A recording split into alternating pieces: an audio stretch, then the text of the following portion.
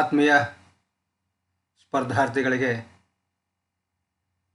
NVN academy ವತಿಯಿಂದ ಇಂದಿನ ಈ ವಿಡಿಯೋ ತರಗತಿಗೆ ಸ್ವಾಗತವನ್ನು ಬಯಸ್ತಾ, ಈಗಾಗಲೇ ಕರ್ನಾಟಕ ಸರ್ಕಾರ ಅಂತಕ್ಕಂಥದ್ದು ಶಿಕ್ಷಕರ ಅರ್ಹತಾ ಪರೀಕ್ಷೆಯನ್ನು ಮುಗಿಸಿ ಇಲಾಖೆ ವತಿಯಿಂದ ಕೀ ಆನ್ಸರ್ ಕೂಡ ಬಿಡುಗಡೆ ಮಾಡಿದ್ದಾರೆ.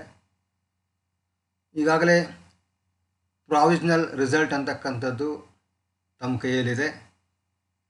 ಹಾಗಾಗಿ ತಾವೆಲ್ಲರೂ GPSTR ನೋಟಿಫಿಕೇಷನ್ ಕಡೆ ಉತ್ಸುಕರಾಗಿದ್ದೀರಿ. ಇನ್ನೇನು ಕೆಲವೇ ದಿನಗಳಲ್ಲಿ ಕರ್ನಾಟಕ ಸರ್ಕಾರ ಅಂತಕ್ಕಂಥದ್ದು GPSTR ನೋಟಿಫಿಕೇಷನ್ ಅಂತಕ್ಕಂಥದ್ದನ್ನು ಬಿಡುಗಡೆ ಮಾಡ್ತಾ ಇದ್ದಾರೆ. ಹಾಗಾಗಿ ಈಗ ಎಲ್ಲ ಸ್ಪರ್ಧಾರ್ಥಿಗಳ ಚಿತ್ತ ಅಂತಕ್ಕಂಥದ್ದು GPSTR ನೋಟಿಫಿಕೇಷನ್ ಅಂತಕ್ಕಂಥದ್ದು ಸಾಮಾನ್ಯವಾಗಿರ್ತಕ್ಕಂಥ ವಿಷಯವಾಗಿದೆ. ಹಾಗಾಗಿ ಇನ್ನು ಶೀಘ್ರದಲ್ಲೇ ಪ್ರಕಟಣೆಗೊಳ್ತಕ್ಕಂಥ GPSTR ನೇಮಕಾತಿಗೆ ಸಂಬಂಧಪಟ್ಟಂತೆ ನಮ್ಮ NVN ಅಕಾಡೆಮಿ ವತಿಯಿಂದ ಶೀಘ್ರದಲ್ಲೇ ತರಗತಿಗಳನ್ನು ಆರಂಭಿಸಲಾಗ್ತಾ ಇದೆ.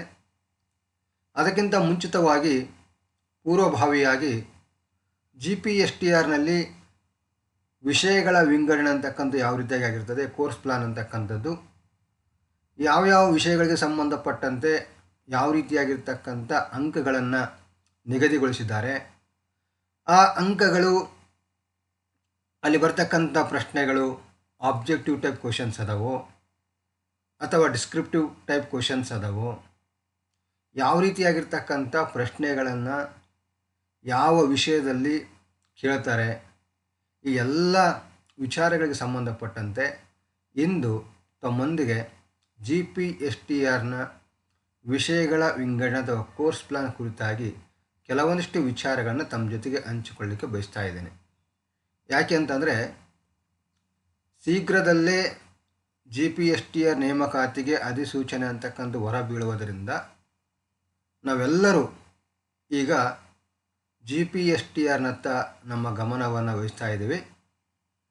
ಅದಕ್ಕೋಸ್ಕರವಾಗಿ ಯಾರು GPSTR ಅಪ್ಲೈ ಮಾಡ್ತಾ ಇದ್ದೀರೋ ಎಲ್ಲರೂ ಸರಿಯಾಗಿ ಕೋರ್ಸ್ ಪ್ಲಾನನ್ನು ಅರ್ಥೈಸಿಕೊಂಡು ಅಧ್ಯಯನ ಮಾಡ್ತಕ್ಕಂಥ ಕೆಲಸವನ್ನು ಮಾಡಬೇಕಾಗತ್ತೆ. ಯಾವ ವಿಷಯಕ್ಕೆ ಎಷ್ಟು ಅಂಕಗಳ ಪ್ರಶ್ನೆಗಳು ಬರ್ತವೆ, ಆ ಪ್ರಶ್ನೆಗಳ ವಿಧಗಳ ಹೆಂಗಿದೆ, what type of question, which type of question ಅಂತಕ್ಕಂಥದ್ದು, ಯಾವ ವಿಧದ ಪ್ರಶ್ನೆಗಳನ್ನು ಕೇಳ್ತಾರೆ ಅಂತಂದರೆ ಆ ವಿಧದ ಪ್ರಶ್ನೆಗಳಿಗನುಸಾರವಾಗಿ ನಾವು ಅಧ್ಯಯನ ಮಾಡಲಿಕ್ಕೆ ಏನಾಗುತ್ತೆ ಅಂತ ಕೇಳಿದ್ರೆ ಸಾಧ್ಯ ಆಗುತ್ತೆ. ಅದಕ್ಕೋಸ್ಕರವಾಗಿ ತಾವೆಲ್ಲರೂ ಈಗ GPSTRಗೆ ಅಧ್ಯಯನ ಮಾಡಲಿಕ್ಕೆ ಅತ್ಯಂತ ಕುತೂಹಲ ಭರಿತರಾಗಿ ಅಭ್ಯಾಸದಲ್ಲಿ ತೊಡಗ್ತಾ ಇದ್ದೀರಿ. ಅಂಥ ಸಂದರ್ಭದಲ್ಲಿ ನಮ್ಮ NVN ಅಕಾಡೆಮಿ ಅಂತಕ್ಕಂಥದ್ದು ಯಾವತ್ತೂ ತಮ್ಮ ಜೊತೆಗೆ ತಮಗೆ ಬೇಕಾಗಿರ್ತಕ್ಕಂಥ ವಿಷಯಗಳ ಮಾಹಿತಿಯನ್ನು ನಮ್ಮ ಮತಿಗೆ ನಿಲುಕಿದಷ್ಟು ತಮಗೆ ಕೊಡಲಿಕ್ಕೆ ನಾವು ಕೆಲಸವನ್ನು ಮಾಡ್ತಾ ಇದ್ದೇವೆ. ಹಾಗಾಗಿ ಶಿಕ್ಷಕರ ಅರ್ಹತಾ ಪರೀಕ್ಷೆಯನ್ನು ಪೂರ್ಣಗೊಳಿಸಿ GPSTR ನೇಮಕಾತಿಗೆ ಅರ್ಹತೆಯನ್ನು ಪಡೆದುಕೊಂಡಿರ್ತಕ್ಕಂಥ ಎಲ್ಲ ಸ್ಪರ್ಧಾರ್ಥಿಗಳಿಗೆ NVN ಅಕಾಡೆಮಿ ವತಿಯಿಂದ ಅಭಿನಂದನೆಗಳನ್ನು ಸಲ್ಲಿಸ್ತಾ, ಯಾಕೆ ಅಂತ ಕೇಳಿದಾಗ ಈಗಾಗಲೇ ಸುಮಾರು ಅಕ್ಟೋಬರ್ 27ರಿಂದ ಡಿಸೆಂಬರ್ 5ರವರೆಗೆ ನಾವೇನು ಮಾಡಿದ್ವಿ ಅಂತ ಕೇಳಿದಾಗ NVN ಅಕಾಡೆಮಿ ವತಿಯಿಂದ ಮನೋವಿಜ್ಞಾನದ ತರಗತಿಗಳನ್ನು, ಸಮಾಜ ವಿಜ್ಞಾನಕ್ಕೆ ಸಂಬಂಧಪಟ್ಟಂಥ ತರಗತಿಗಳನ್ನು, ಸಾಮಾನ್ಯ ಕನ್ನಡ ವಿಷಯಕ್ಕೆ ಸಂಬಂಧಪಟ್ಟಂಥ ತರಗತಿಯನ್ನು ನಡೆಸಿದ್ದೀವಿ. ಅದ್ರ ಜೊತೆಗೆ ಸಾಮಾನ್ಯ ಇಂಗ್ಲೀಷ್ ವಿಷಯಕ್ಕೆ ಸಂಬಂಧಪಟ್ಟಂತೆ ಒಂದೆರಡು ತರಗತಿಗಳನ್ನು ಕೂಡ ನಡೆಸಿದ್ದೀವಿ. ಇದು ನಾವು ಸ್ಪರ್ಧಾರ್ಥಿಗಳ ಒಂದು ಅಗತ್ಯತೆ ಏನಿದೆನೋ ಆ ಸ್ಪರ್ಧಾರ್ಥಿಗಳ ಅಗತ್ಯತೆಗಳನ್ನು ಪೂರೈಸಲಿಕ್ಕೆ ಮತ್ತು ಅವರಿಗೆ ಬೇಕಾಗಿರ್ತಕ್ಕಂಥ ಮಾಹಿತಿಯನ್ನು ರವಾನೆ ಮಾಡಲಿಕ್ಕೆ ನಾವು NVN ಅಕಾಡೆಮಿ ವತಿಯಿಂದ ಯೂಟ್ಯೂಬ್ ತರಗತಿಗಳನ್ನು ನಡೆಸಿ ತಮಗೆ ನಾವು ರೀಚ್ ಆಗಿದ್ದೀವಿ ಅಂತಕ್ಕಂಥ ಭಾವನೆಯನ್ನು ವ್ಯಕ್ತಪಡಿಸ್ತಾ ಇನ್ನೇನು ಕೆಲವೇ ದಿನಗಳಲ್ಲಿ GPSTS ಸಂಬಂಧಪಟ್ಟಂತೆ ತರಗತಿಗಳನ್ನು ಕೂಡ ನಾವು ಆರಂಭಿಸ್ತಾ ಇದ್ದೀವಿ.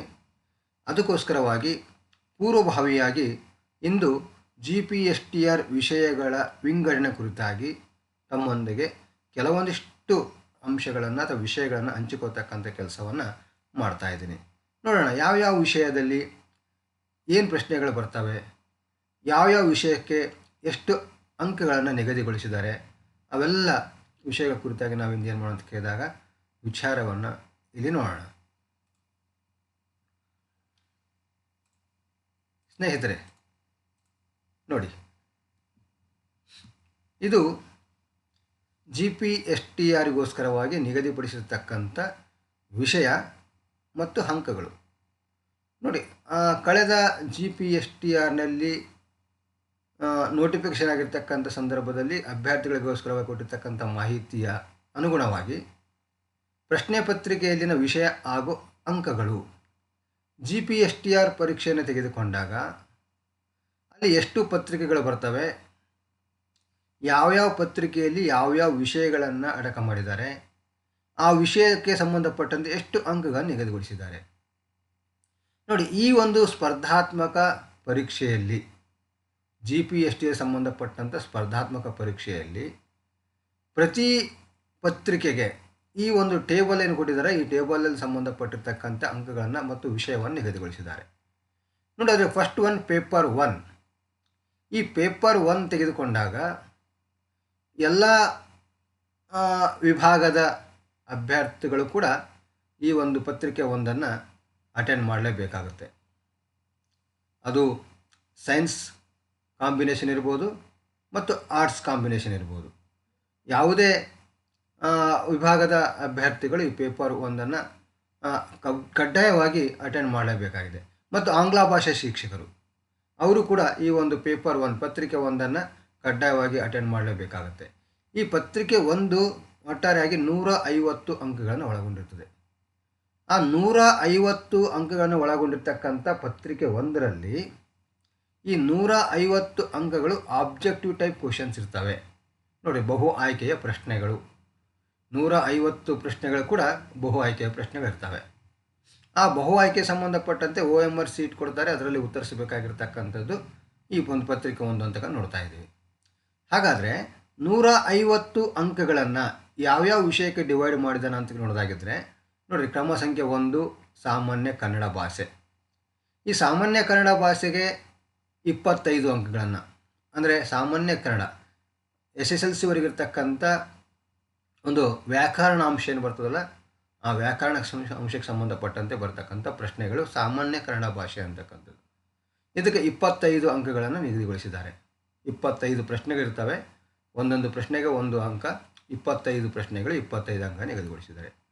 ಹಾಗೆಯೇ ಎರಡನೇ ವಿಷಯ ಬರ್ತಾ ಇದೆ ಸಾಮಾನ್ಯ ಆಂಗ್ಲ ಭಾಷೆ, ಸಾಮಾನ್ಯ ಇಂಗ್ಲೀಷ್ ಅಂತ ಕರಿಬೋದು.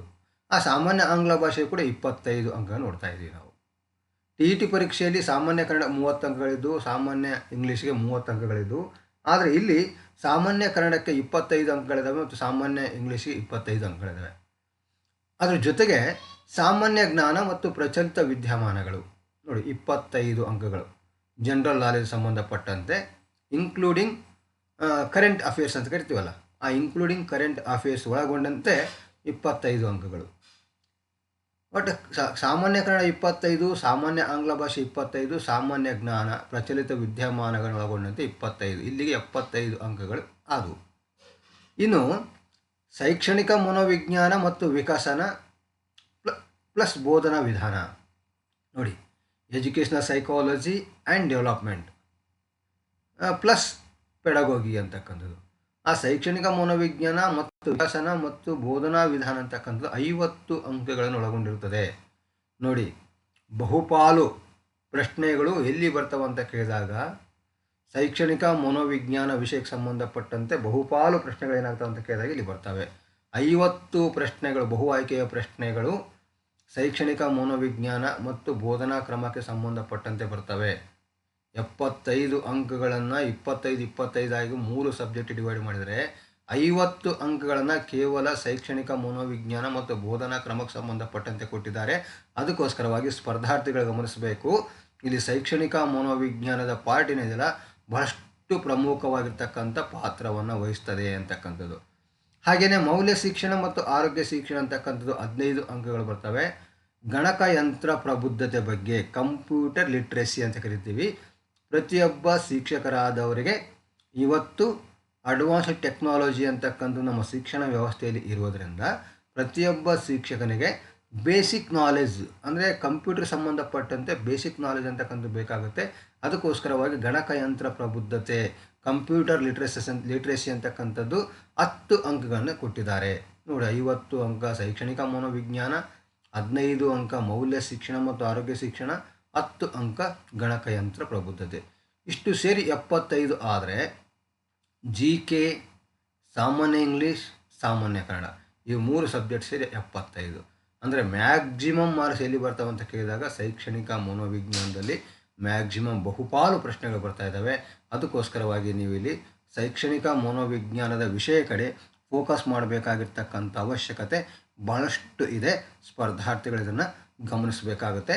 ಮತ್ತು ಪ್ರತಿಯೊಬ್ಬ ಸ್ಪರ್ಧಾರ್ಥಿ ಕೂಡ ಪತ್ರಿಕೆ 1 ಬರಲೇಬೇಕಾಗಿದೆ, ಇದು ಗಮನದಲ್ಲಿರಬೇಕು.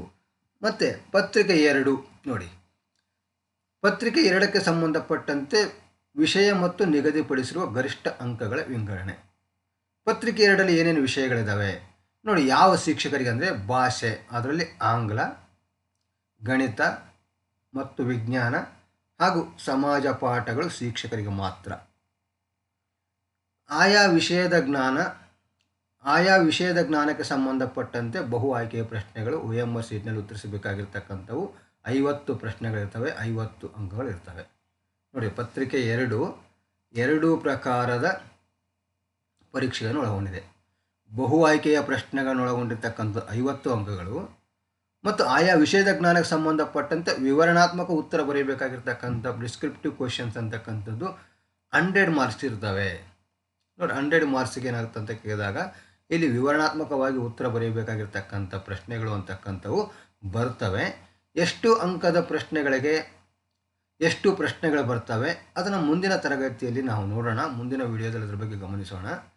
ಇಲ್ಲಿ ಪತ್ರಿಕೆ 2 ಅಂತಕ್ಕಂಥದ್ದು ಆಯಾ ವಿಷಯಕ್ಕೆ ಸಂಬಂಧಪಟ್ಟಂತೆ ಡಿವೈಡ್ ಆಗ್ತಕ್ಕಂಥದ್ದು. ಭಾಷೆ, ಆಂಗ್ಲ ಭಾಷೆ ಶಿಕ್ಷಕರಿಗೆ ಬೇರೆ, ಗಣಿತ ಶಿಕ್ಷಕರಿಗೆ ಬೇರೆ, ಗಣಿತ ಮತ್ತು ವಿಜ್ಞಾನ ಶಿಕ್ಷಕರಿಗೆ ಬೇರೆ, ಅದ್ರ ಜೊತೆಯಲ್ಲಿ ಸಮಾಜ ಪಾಠಗಳ ಶಿಕ್ಷಕರಿಗೆ ಬೇರೆ. ಅದಕ್ಕೋಸ್ಕರವಾಗಿ ಇಲ್ಲಿ ಆಂಗ್ಲ ಶಿಕ್ಷಕ ಅಂತೇಳಿ ಅಪ್ಲೈ ಮಾಡಿದರೆ ಆಂಗ್ಲ ವಿಷಯದ ಬಗ್ಗೆ 50 ಪ್ರಶ್ನೆಗಳು 50 ಅಂಕಕ್ಕೆ ಬಹು ಆಯ್ಕೆಯ ಪ್ರಶ್ನೆಗಳನ್ನು ಕೊಡ್ತಾರೆ. ಇನ್ನು 100 ಅಂಕಕ್ಕೆ ಸಂಬಂಧಪಟ್ಟಂತೆ ವಿವರಣಾತ್ಮಕವಾಗಿರ್ತಕ್ಕಂಥ ಪ್ರಶ್ನೆಗಳನ್ನು ಕೊಡ್ತಾರೆ. ಅಥವಾ ನಾನು ಸೈನ್ಸ್ ಟೀಚರ್ ಆಗಿದ್ದರೆ ಸೈನ್ಸ್ ವಿಷಯಕ್ಕೆ ಸಂಬಂಧಪಟ್ಟಂತೆ ಏನು ಮಾಡ್ತಾರೆ ಅಂತ ಕೇಳಿದಾಗ 50 ಬಹು ಆಯ್ಕೆಯ ಪ್ರಶ್ನೆಗಳನ್ನು 50 ಅಂಕಗಳು ಕೊಡ್ತಾರೆ. ಇನ್ನು 100 ಅಂಕಗಳಿಗೆ ಆ ಒಂದು ಸೈನ್ಸ್ ವಿಷಯಕ್ಕೆ ಸಂಬಂಧಪಟ್ಟಂತೆ ವಿವರಣಾತ್ಮಕವಾಗಿರ್ತಕ್ಕಂಥ ಡಿಸ್ಕ್ರಿಪ್ಟಿವ್ ಕ್ವೆಶನ್ಸ್ಗಳನ್ನು ಕೊಡ್ತಾರೆ. ಇನ್ನು ಸಮಾಜ ಪಾಠಗಳು ಬೋಧನೆ ಮಾಡ್ತಕ್ಕಂಥ ಶಿಕ್ಷಕರು ನಾವು ಆಗಬೇಕಾಗಿತ್ತು ಅಂತಂದರೆ ಆ ಸಮಾಜ ವಿಜ್ಞಾನ ಅಂತ ಕರಿತೀವಲ್ಲ, ಸಮಾಜ ವಿಜ್ಞಾನದಲ್ಲಿ ಬರ್ತಕ್ಕಂಥ ವಿಷಯಗಳಿಗೆ ಸಂಬಂಧಪಟ್ಟಂತೆ 50 ಬಹು ಆಯ್ಕೆಯ ಪ್ರಶ್ನೆಗಳಿರ್ತವೆ. ಅದ್ರ ಜೊತೆಗೆ 100 ಅಂಕಗಳಿಗೆ ಡಿಸ್ಕ್ರಿಪ್ಟಿವ್ ಪ್ರಶ್ನೆಗಳು ಕೂಡ ಇರ್ತವೆ. ಇಲ್ಲಿ ಒಂದು ನಾವು ಗಮನಿಸಬೇಕಾಗಿರ್ತಕ್ಕಂಥ ವಿಷಯ ಅಂತ ಕೇಳಿದಾಗ ಪತ್ರಿಕೆ 2ರಲ್ಲಿ ಕನಿಷ್ಠ 50% ಅಂಕಗಳನ್ನು ಗಳಿಸುವುದು ಕಡ್ಡಾಯವಾಗಿದೆ ನೋಡಿ. ಯಾವುದೇ ವಿಷಯದ ಶಿಕ್ಷಕರಾಗಿರ್ಬೋದು, ಆಂಗ್ಲ ಭಾಷೆ ಶಿಕ್ಷಕರಾಗಿರ್ಬೋದು, ಗಣಿತ ವಿಜ್ಞಾನ ಶಿಕ್ಷಕರಾಗಿರ್ಬೋದು, ಸಮಾಜ ಪಾಠಗಳ ಶಿಕ್ಷಕರಾಗಿರ್ಬೋದು, ಯಾರೇ ಆಗಿರ್ಬೋದು, 150 ಅಂಕಗಳಿಗೆ ಕನಿಷ್ಠ 75 ಅಂಕಗಳನ್ನು ಇಲ್ಲಿ ನಾವು ಪಡೆದುಕೊಳ್ಳಲೇಬೇಕಾಗಿದೆ. ಆ 75 ಅಂಕಗಳನ್ನು ಪಡೆದುಕೊಂಡಾಗ ಮಾತ್ರ ನಾವೇನಾಗ್ತೀವಿ ಅಂತ ಕೇಳಿದಾಗ ಮುಂದಿನ ಪತ್ರಿಕೆಯ ಮೌಲ್ಯಮಾಪನಕ್ಕೆ ಅರ್ಹರಾಗ್ತೀವಿ. ಅದಕ್ಕೋಸ್ಕರವಾಗಿ ಪತ್ರಿಕೆ 2ರಲ್ಲಿ 150 ಅಂಕಗಳಿದ್ದಾವೆ. ಆ 150 ಅಂಕಗಳಿಗೆ ನಾವು 75 ಕನಿಷ್ಠ 75 ಅಂಕಗಳಲ್ಲಿ ಪಡೆದುಕೊಳ್ಳಬೇಕಾಗಿರ್ತಕ್ಕಂಥ ಅವಶ್ಯಕತೆ ಇದೆ ಅಂತಕ್ಕಂಥ ನಾವಿಲ್ಲಿ ಗಮನಿಸಬೇಕಾಗುತ್ತೆ. ಹಾಗೆಯೇ ನೋಡಿ ಪತ್ರಿಕೆ 3, ಈ ಪತ್ರಿಕೆ 3ರಲ್ಲಿ ಭಾಷಾ ಸಾಮರ್ಥ್ಯ ಪರೀಕ್ಷೆ ಇದೆ. ಯಾವುದೇ ಶಿಕ್ಷಕನಿಗೆ ಯಾವ ಮಾಧ್ಯಮದ ಬೋಧನೆಗೆ ಆಯ್ಕೆ ಆಗ್ತಾ ಇದ್ದಾನೋ ಆ ಮಾಧ್ಯಮದಲ್ಲಿ ಬರ್ತಕ್ಕಂಥ ಭಾಷಾ ಸಾಮರ್ಥ್ಯವನ್ನು ಪರೀಕ್ಷೆ ಮಾಡಲಿಕ್ಕೆ ಪತ್ರಿಕೆ 3 ಆಯೋಜಿಸ್ತಾ ಇದ್ದಾರೆ. ಅಂದರೆ ಯಾರಿಗೆ ಅಂತ ಕೇಳಿದಾಗ ಆಂಗ್ಲ ಭಾಷಾ ಶಿಕ್ಷಕರನ್ನು ಹೊರತುಪಡಿಸಿ ಉಳಿದ ಶಿಕ್ಷಕರಿಗೆ ಪತ್ರಿಕೆ 3 ಕಡ್ಡಾಯವಾಗಿದೆ.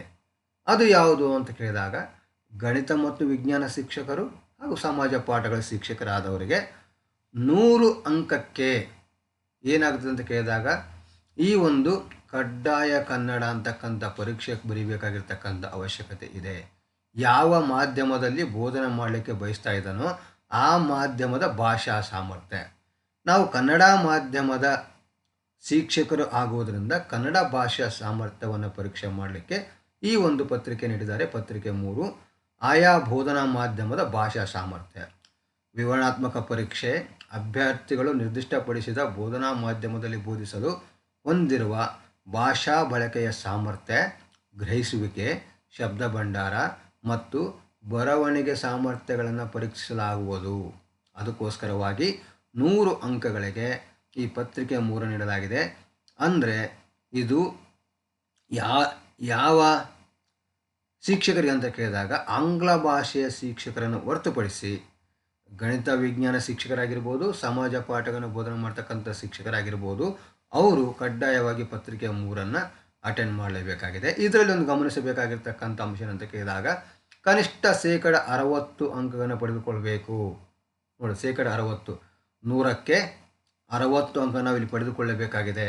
ಆ 100ಕ್ಕೆ 60 ಅಂಕಗಳನ್ನು ಪಡೆದುಕೊಂಡಾಗ ನಾವೇನಾಗ್ತೀವಿ ಅಂತ ಕೇಳಿದಾಗ ಮುಂದಿನ ಹಂತಕ್ಕೆ ಅರ್ಹರಾಗ್ತಿದ್ದೀವಿ. ಅದಕ್ಕೋಸ್ಕರವಾಗಿ ಪತ್ರಿಕೆ 2ರಲ್ಲಿ 50% ಅಂಕವನ್ನು ಪಡೆದುಕೊಳ್ಳಬೇಕು, ಪತ್ರಿಕೆ 3ರಲ್ಲಿ 60% ಅಂಕವನ್ನು ಪಡೆದುಕೊಳ್ಳಬೇಕು. ಅಂದಾಗ ಮಾತ್ರ ಏನಾಗುತ್ತೆ ಅಂತ ಕೇಳಿದಾಗ ನಾವು ಮುಂದಿನ ಹಂತಕ್ಕೆ ಅರ್ಹರಾಗ್ತಿದ್ದೀವಿ. ಅದಕ್ಕಿಂತಲೂ ನೋಡಿ, ಇಲ್ಲಿ 50% ಆಗಿರ್ಬೋದು, ಅದಕ್ಕಿಂತ ಹೆಚ್ಚಿಗಾಗಿರ್ಬೋದು, ಇಲ್ಲಿ 60% ಆಗಿರ್ಬೋದು, ಅದಕ್ಕಿಂತ ಹೆಚ್ಚಿಗಾಗಿರ್ಬೋದು. ಇವೆಲ್ಲವುಗಳನ್ನು ಏನು ಮಾಡ್ತಾರಪ್ಪ ಅಂತ ಕೇಳಿದಾಗ ಅಲ್ಲಿ ಯಾವುದಕ್ಕೆ ಅಂತ ಕೇಳಿದಾಗ ಅಂತಿಮವಾಗಿ ಮೆರಿಟ್ ಅಂತಕ್ಕಂಥದ್ದು ಫೈನಲ್ ಮಾಡುವಾಗ ಆ ಮೆರಿಟಿಗೆ ಏನು ಮಾಡ್ತಾರೆ ಅಂತ ಕೇಳಿದಾಗ ಇದನ್ನು ಕನ್ಸಿಡರ್ ಮಾಡ್ತಾರೆ. ಇಲ್ಲಿ ಪಡೆದುಕೊಂಡಿರ್ತಕ್ಕಂಥ ಅಂಕಗಳನ್ನು ಅಂತಿಮವಾಗಿ ನಮ್ಮ ಮೆರಿಟ್ ಅಂಕಗಳನ್ನು ಮಾಡ್ತಕ್ಕಂಥ ಸಂದರ್ಭದಲ್ಲಿ ಈ ಅಂಕಗಳನ್ನು ಕೂಡ ಕನ್ಸಿಡರ್ ಮಾಡ್ತಾರೆ. ಆಂಗ್ಲ ಭಾಷಾ ಶಿಕ್ಷಕರಿಗೆ ಕೇವಲ ಪತ್ರಿಕೆ 1 ಮತ್ತು ಪತ್ರಿಕೆ 2 ಮಾತ್ರ ಇರುತ್ತದೆ.